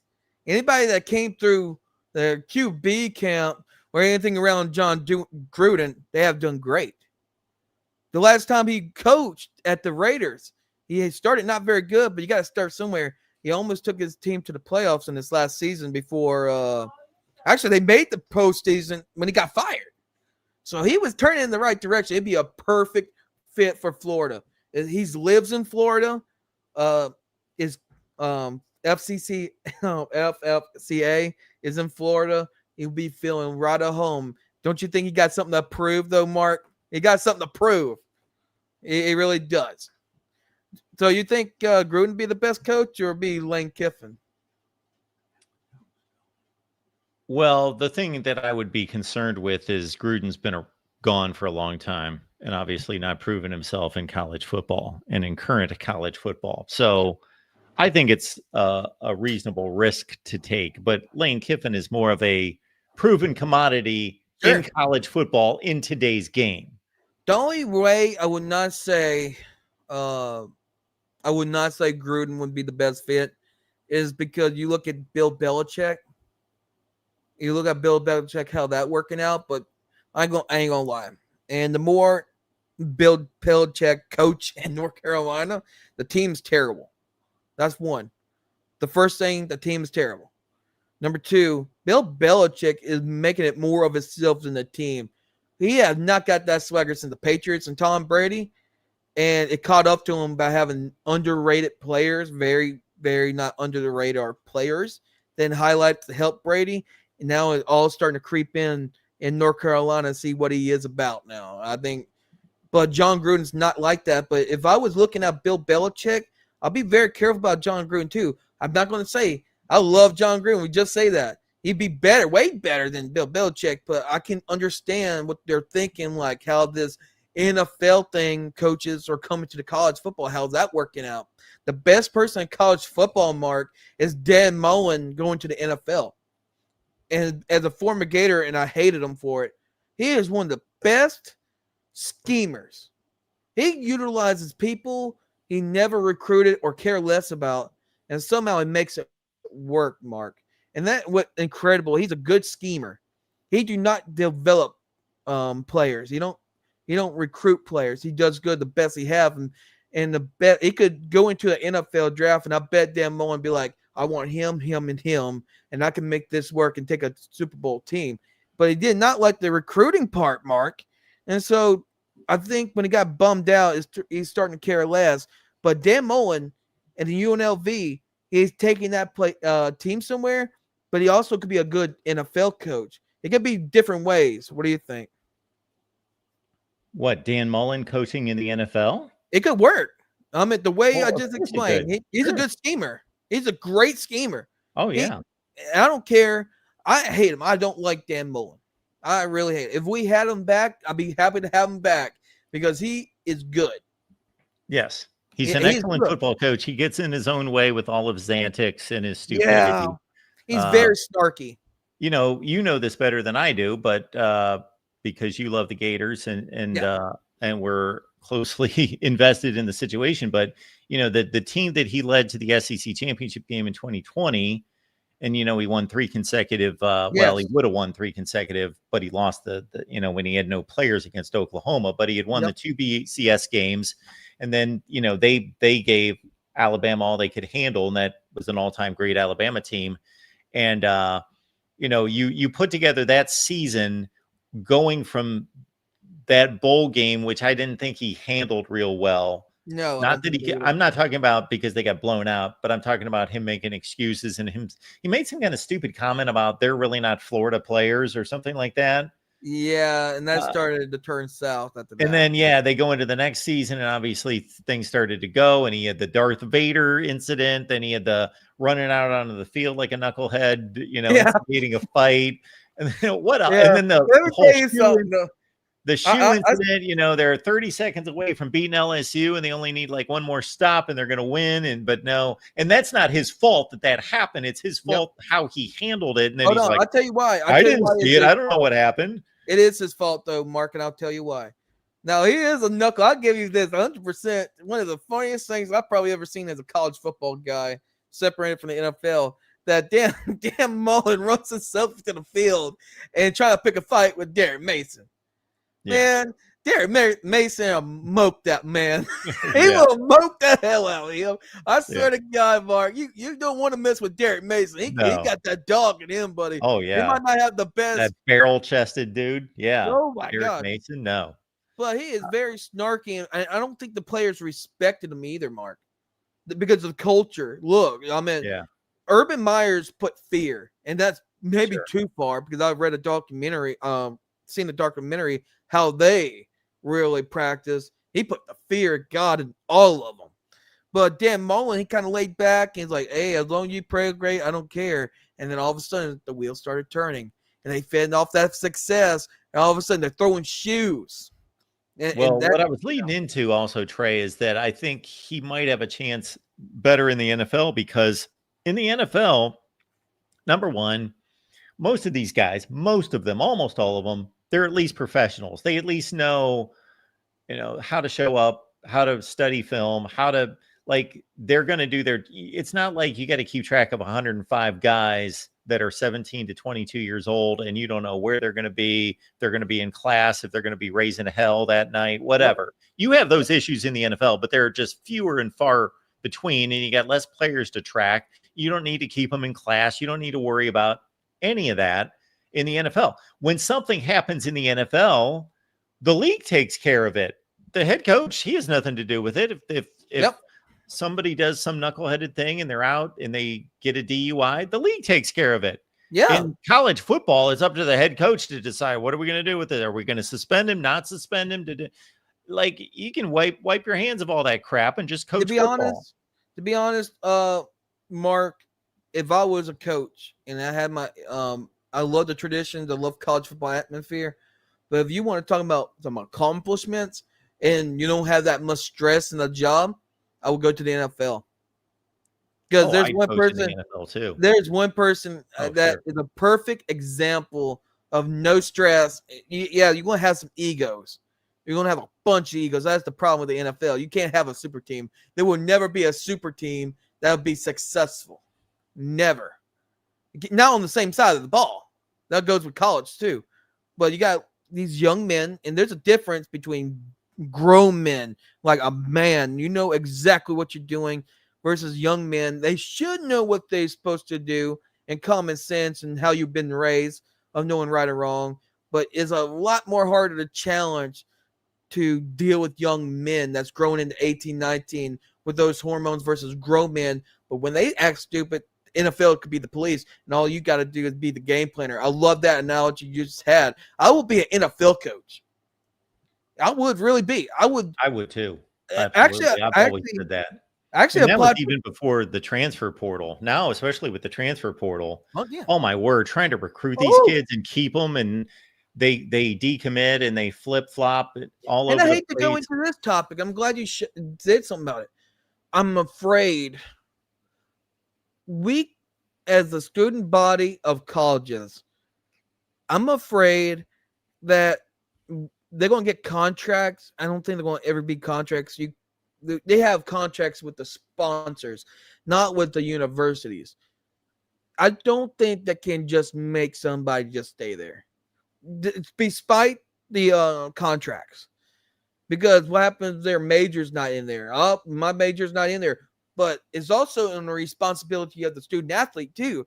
If you knew that your major is not going to be in there, why do you go to that place anyway? It's on both sides of the coin, both sides of the fences. They both have to take responsibility, but you can't just make someone do it. I think that would be legal repercussions in that. You can't make someone stay. And if someone wants to go, why do you want them to stay? If they're not fully invested in the team, why do you want them to stay? Like if Billy Napier leaves, and we had a theory of the Florida Gator fans. I love my Gator fans, but everybody's like worried about DJ Lagway. If Billy Napier left, everybody's like, "Oh my goodness, DJ Lagway's going to leave." Let him leave. I don't care, because I'm sure someone will be better than him. And if if they decide to stay, but had that rumor about him, why do you want to keep them? Maybe they're not fully invested in the team, Mark. And the scary part is I don't know if it's going to get to this point, and it probably will, and it's going to ruin college football for me for a long time. If they get contracts with the colleges and universities, how would that go? Because we can't be in their NIL deal, Mark, because it's private, not public, and could be legal repercussions here. And what we don't know, will they take back money? But that's just with the sponsors. That's a completely different thing than the colleges. How will the colleges and universities handle it when you sign a contract with a college, not the sponsor, and he wants to go somewhere? Just like a regular job, like you and me had a job, majority of the chat room probably had a job, and other YouTubers before then. When you have a contract, you honor that contract. When you break it, you get fired with cause, and maybe get sued or something. Will that even happen with these college players? If they get to a point of having contracts with a certain university, Mark? No, it's a great question. Great question to I delve went pretty into. deep on that one. I'm sorry, Mario. That was pretty Yeah, damn no, that's deep. fine. That was pretty deep. Go ahead and answer it for me. Well, I'm not going to answer it right now. But that was We will really, table that one during the off season. Let's do that hey, one. that was pretty deep, Mark. I'll be thinking about that stuff. I'm all about football, Mark. I gotta have a segment here. Good stuff, would Trey. I love the I want to ask for Friday. Are you gonna have live stream Friday or Thursday? Yes, every night. I want to ask you, can I do one breakdown of a football game? I want to do one breakdown of plays and what they're gonna do. Can I do that? It gotta be one certain game you want. I'll let you even pick the game, Mark, and I'll break down the film and stuff, and we're gonna tell you what's gonna happen. I'm not gonna do a pick of the game, but I'm gonna break it down. Who's Florida got this week? Oh, Florida will be taking on Mississippi State. One of my good matchups. Mississippi State and a quarterback, very underrated. Okay, so you're telling me like next Monday, after Florida and Mississippi State play on Saturday, you're going to give us a breakdown of the game? You're going to watch the film? It could be before, or it could be, leading up to the game, or it could be after. It doesn't matter to me. Okay. Or it could be any game, not just Gators. I'm not only a Gator fan, but most of all, I'm just a football guy. I am all about college and NFL, breaking down film. I actually applied for 2 jobs around high school. Yeah. I don't want to be a head coach. You know what I want to be? I want to be a defense or offensive analyst. I want to scheme their ass up, route their ass up, and I will embarrass you. I was a middle linebacker, Mark. I fed on the defense. I was putting blitz packages because I ain't gonna lie, I sucked at the coverage. But they put me in those blitz packages. I was coming for you, and I live for the defense. And now John Gruden really got me into offense and got me feeling nicey now. So that'd be very, very exciting, Mark, just to have a breakdown on his show. That'd be pretty fun. All right, Trey. Appreciate you being here, man. All right, thank you, bud. Have a good night. Yes, sir. All right, Hall of Fame Trey showing up tonight. And yeah, in the midst of that call, I was going to shut him down after 2 minutes, but I guess we can thank Adam, since I'll thank him because obviously he's been very generous tonight. But you guys can thank him because I'm assuming that you wanted me to continue tonight because you're still here. So we have extended to 2 hours. So we are up against it here, but we got another call coming in from Pitt. Pitt showing up. How you doing, Mark? I'm good. What's going on? Not too much tonight. I mean, I'm going to be your easy caller, brother. All right. I'll take an easy one. What do you make of this whole mess this weekend with James Franklin getting fired? Who's your guy that you think ends up at Penn State? Oh, boy. I haven't given it much thought. Which that I know that's a bad excuse because I should have given it thought because the guy got fired on Sunday. So it's been a couple days. But if I'm going to steal from some other people, I thought Jeff Brom was an interesting candidate that somebody brought up because I think he's exceptional. I always have rated him very high.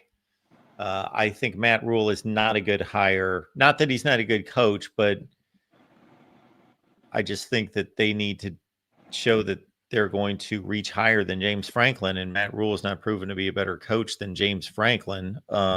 Agreed. Some people are throwing out Urban Meyer as being the guy that you have to go after first, and most likely he's not going to take the job, but that you start at the top in terms of a guy that's more accomplished than anybody out there except Nick Saban. Well, you got to make a call to Nick Saban if Penn State is what we think they are. Yeah. They're shooting for the top. You got to call Saban. You got to call Stoops. You got to call everybody on the damn list. And yeah, I agree with you that Matt Rule is kind of low on that list. I ain't unhappy with him. I'm glad he's low on that list. Well, just because, if I want to do a one-liner on their accomplishments, Nick Saban's won 7 national championships and he's by most standards, the greatest coach of all time. And Urban Meyer's got the best winning percentage actually of all time. And Bob Stoops, of course, owned the Big 12 for close to about 15 years. I don't know, though, just because they have the name and they were great coaches and still could be great coaches, I don't know if that necessarily means they're great coaches in 2025. I don't necessarily know that those are the best candidates today. I don't know either. I just think they get a phone call, though. Yeah, it doesn't hurt. I mean, everyone talks to a lot of agents. There's a lot of agents out there. Everyone's got an agent now. The players have agents. The assistant coaches have agents. The graduate assistants have agents. Everyone makes phone calls to all these people, is what we can assume, right? Yes. I would hope so. You know, they just fired James Franklin, who, despite being the butt of a lot of jokes, is one of the 6 or 7 most accomplished coaches coaching right this second. Oh, yeah. Everyone talks a world of trash, Mark, but all of us college football fans with our teams that have been out there struggling with whatever we've been struggling with, we'd kill for James Franklin's record. Yeah. Kirby's better. Ryan Day's, if we're just talking accomplishments, not who's the better coach, because somebody like Matt Campbell might be a better coach than James Franklin. He just hasn't been in the position to be at a Penn State type school. But if you're just talking about accomplishments, obviously Kirby Smart, Ryan Day, Lincoln Riley would be an interesting comparison. That's a close call. Brian Kelly's a close call. Dabo's obviously better. Dabo, Kirby, and Ryan Day are the only 3 that are slam dunks ahead of James Franklin. I can't think of anybody else. They're the only Leonard. Who? Leonard. At Notre Dame. Am I getting the name wrong? Marcus Freeman. Freeman. God damn it. I said Leonard. Marcus That's a Freeman former is DC. better. Sorry, I my don't know bad. that Marcus Freeman's more accomplished than James Franklin. I don't know. He's only been there a couple years. Yeah. Anyway. As a Nebraska fan, you know, Matt Rule ain't going nowhere. I'm going to throw him some props, though, for in his press conference, which was the de facto protocol. No, I'm probably not going there press conference. In the course of that, he was always selling. He was selling. Hey, you know, I would like to have the money they have to pay the NIL to their players. In my opinion, it was a Matt Rule hold my beer moment. Watch. My friend got fired by my other friend. I'm going to turn this into 2 offensive tackles worth $10 to $12 million a year. He's trying. Yeah, so where Matt Rule is in a catch-22 from a perception standpoint and a criticism standpoint is if Matt Rule is honest, which we assume he was, because otherwise there's no reason to gush about Penn State to a Nebraska audience as the Nebraska coach. So we assume he was being very transparent, very just obvious about his love for Penn State. Okay, so he's getting criticism for that, right, Pitt? Okay. He is getting some criticism for that. I mean, Yeah. I don't Hang on just I a don't second. subscribe to that criticism, but go on. Okay. Yeah. So this is my point. He's in a catch-22 because if he's the other guy, if he's what Lincoln Riley was a few years ago in his dying days at Oklahoma, where he was saying, I'm here, I'm committed, I'm not going anywhere, all that business, and gives the pat line, and then he ends up going to Penn State, then we're all going to be all over him in 2 weeks or at the end of the season when we look back and say, oh, he was lying. He said he's fully committed to Nebraska and he's not going anywhere. And we could point to a zillion coaches that gave us those lines, but they turned out to be empty words. Well, I just think that's a social media argument. You know, we want things to be exciting on social media. We want to have the big headlines. We want people to read our posts, whether they be in YouTube or Instagram or wherever the hell they are. And the big, exciting fucking excuse me, I'm dropping F-bombs. My bad. You're The fine. big, exciting posts are, that, Matt Rule might move on, or Freeman might move on, or yada, yada might move on. And they're largely garbage. We know this. Matt Rule gave, again, I think it's just a protocol press conference. It doesn't mean anything. I mean, if we win 10 or 11 games, Matt Rule's getting paid. Penn State can't match what we can pay. Well, we can at least match whatever Penn State can pay. Let's put it that way. If Matt Rule drops the next, whatever we're at, 5 or 6, nobody cares. And Penn State doesn't want him.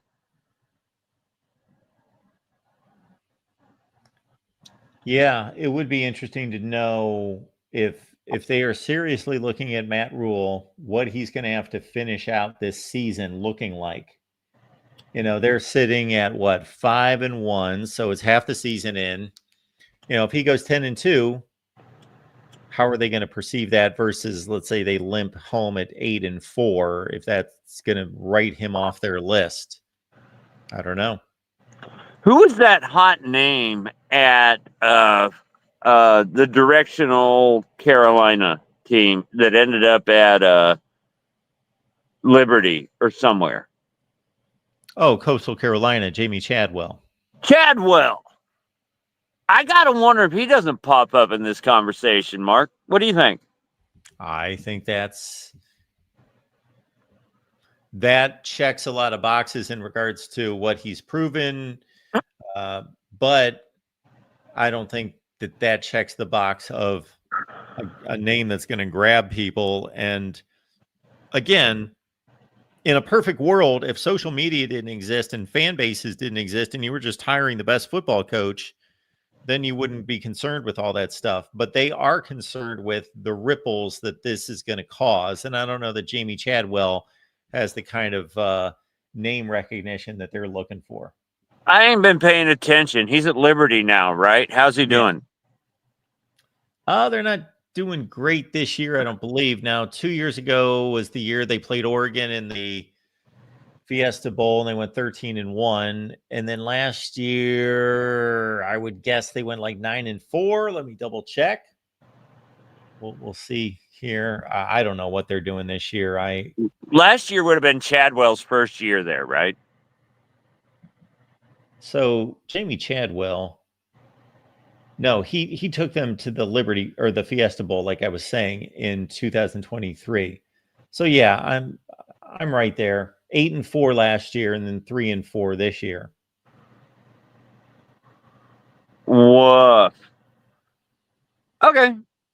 So I either thought he was a bright new up and comer. Penn State, that's a tough one, man. And I'm not trying to throw any hate at Penn State fans. I'm not talking any trash, but yeah, they're in a conundrum like we are here at Nebraska. We're not a flashy. There are allegations that we were blue bloods once. I think it's a very similar situation that they're in. And I don't think that necessarily some of their home run hitters want to come to Happy Valley. Yeah. I want them to find a killer. I really do. As much as a conference opponent can want that. I want that. I love Sig at Indiana. Love it. I love that he talks trash. Oh, yeah. Adam Lamparello can kiss my butt. Just want to throw that in there. But yeah, Signetti, I like it. He brings heat to the Big Ten. He's getting stuff done. I wish we got stuff done as quick as he did, but I'm not ready to jump ship on Matt Rule. And yeah, I don't know who ends up as Penn State. It's a fun one to, have a thought exercise about. Who the hell do they end up finding? Yeah. It is, and it's something that we'll have to take a deep dive on. For sure. But we get a lot of content out there. We had Marty Leap on from the Whiteout Report and did a whole live stream on Sunday. We talked about it tonight on the Iowa show. Since Penn State's playing Iowa, it ended up being a whole Penn State show, basically talking about James Franklin and the aftermath and who's going to replace him. So we went through a lot of names. All right, man. I don't know nothing else, Mark. You're the guy I come to for information, so I got nothing for you, bro. Well, that's very nice of you, Pitt. I appreciate it, man.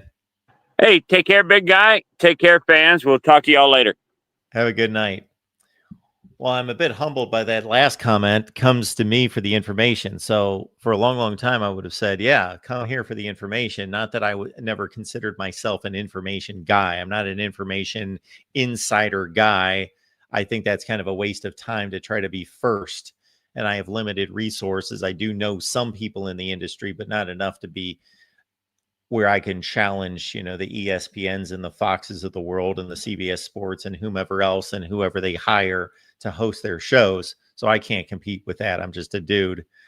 So even when I was doing this full throttle, full time, all the time, I never put myself in position to do that. I just waited for the information to come out, and then I'll give you my take. I'll analyze it and do the best I can in that realm. Now we're in a situation where basically my entire day is wrapped up in another business. So it's difficult for me to keep up, but I do appreciate all of you guys being here. And even though I've got fumes by the end of the day for you, we still make it work. And we're going to look into that Hawaii merch. We will do that. And I will report back on that front. So wouldn't that be something? All right. Appreciate you being here at the Voice of College Football. There you see on Patreon. And we highlight Patreon over YouTube just because you can get the picks per week. You don't have to sign up for the entire month. You get my picks. And I admit it, 2 bad weeks after like 6 great weeks. But it comes out 75-52. That's about 58% against the spread. 60% is the goal against the spread. That'll still make you money, 75-52. And certainly that money line number will do just fine, 132-31. So appreciate you being here. The Voice of College Football. We'll be back on Wednesday night at 10 Eastern. Let's see. Wednesday, I've got the Ohio State show at 11. I've got Florida State at 6. I've got Miami at 7. Then I'll be back here at 11 Eastern. Dave, maybe we'll do a show and you can guess all night what that would be. All right, folks. Appreciate you being here. The Voice of College Football. We'll see you on Wednesday.